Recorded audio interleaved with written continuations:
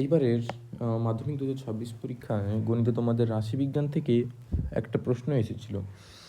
কোশ্চেনটা আপাততভাবে দেখলে তুলনামূলকভাবে গতানুগতিক প্রশ্নের থেকে কিছুটা আলাদা এবং বেশ টাফও। তো অনেকেই তোমরা পারোনি। সেই কোশ্চেনটা আজ আমরা সলভ করে দেখব যে ওটা কীভাবে করা হবে। প্রশ্নটা আমি প্রথমে দেখাচ্ছি। প্রশ্নটা ছিল summation i equals to 1 to n into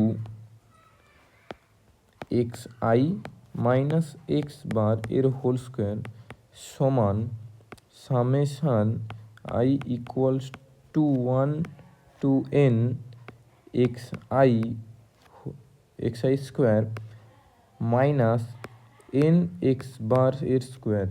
এইটা প্রমাণ করতে বলা হয়েছে, অর্থাৎ ডান পক্ষ সমান বাম পক্ষ প্রমাণ করতে বলা হয়েছে। এইটা আমরা কিভাবে করব জাস্ট দেখছি। প্রথমে আমরা বাম পক্ষ দিয়ে শুরু করব। বাম পক্ষটা কি রয়েছে? বাম পক্ষ রয়েছে summation i equals to 1 to n into x i minus x bar এর হোল স্কোয়ার। এটাকে আমরা এ মাইনাস বির হোল স্কোয়ারের সূত্রে ভেঙে লিখতে পারি।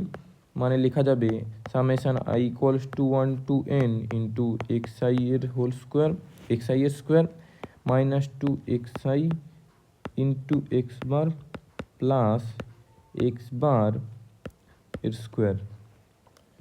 আচ্ছা, যেভাবে আমরা কিন্তু ব্র্যাকেটের বাইরে কিছু থাকলে ওইটাকে আমরা এই প্রত্যেকটা পদের সঙ্গে গুণ করি, ঠিক একইভাবে এই সামেশানটাকেও আমরা কিন্তু প্রত্যেকটা পদের সঙ্গেই গুণ করব।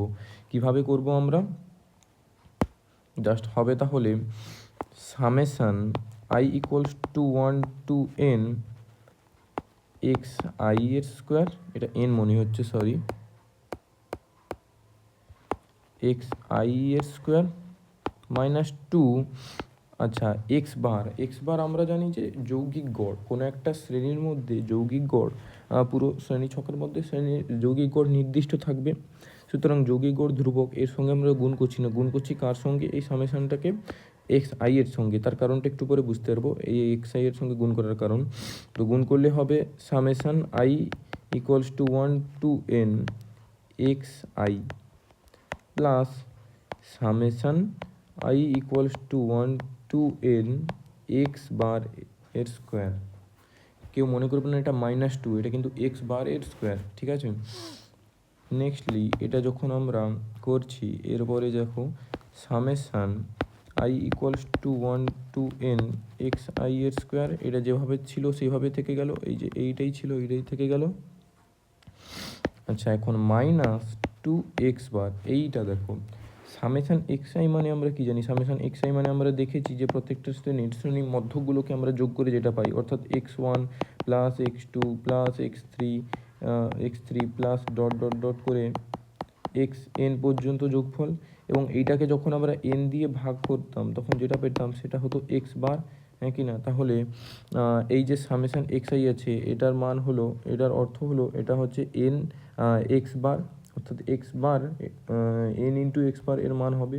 সুতরাং আমরা সেটা লিখি এখন, into n x bar plus একইভাবে এক্স সামেশান এক্স বার এর স্কোয়ার মানে কি না, এন সংখ্যক এক্স ওয়ানের স্কোয়ার প্লাস এক্স টুর square plus x three square, এরকম করে করে এক্স এন এর স্কোয়ার পর্যন্ত হবে এদের যোগফল। সুতরাং এটাও সেই একই এন ইন্টু এক্স বারের স্কোয়ার হবে, এন ইন্টু এক্স বারের স্কোয়ার। এখন এটা যখন আমরা গুণ করব, এটা হবে summation i equals to 1 to n x i এর square minus 2n into x বারের স্কোয়ার প্লাস এন এক্স বারের স্কোয়ার সমান আমরা দেখতে পাচ্ছি summation i equals to 1 to n x i এর স্কোয়ার মাইনাস 2n থেকে প্লাস n যোগ করা হয়েছে মানে n এক্স বারের স্কোয়ার। দ্যাট ইজ, দেখো আমাদের এই ডান পক্ষটাও কিন্তু একই রয়েছে। সুতরাং সমান, এইটা সমান ডান পক্ষ প্রমাণিত। তুলনামূলকভাবে আমরা যেই গণিত করি তার থেকে তুলনামূলকভাবে একটু আলাদা, তবে বেশ ইন্টারেস্টিং গণিত। আশা করি ভিডিওটা ভালো লেগেছে। ভালো লাগলে একটা লাইক দিয়ে দেবে। Thank you.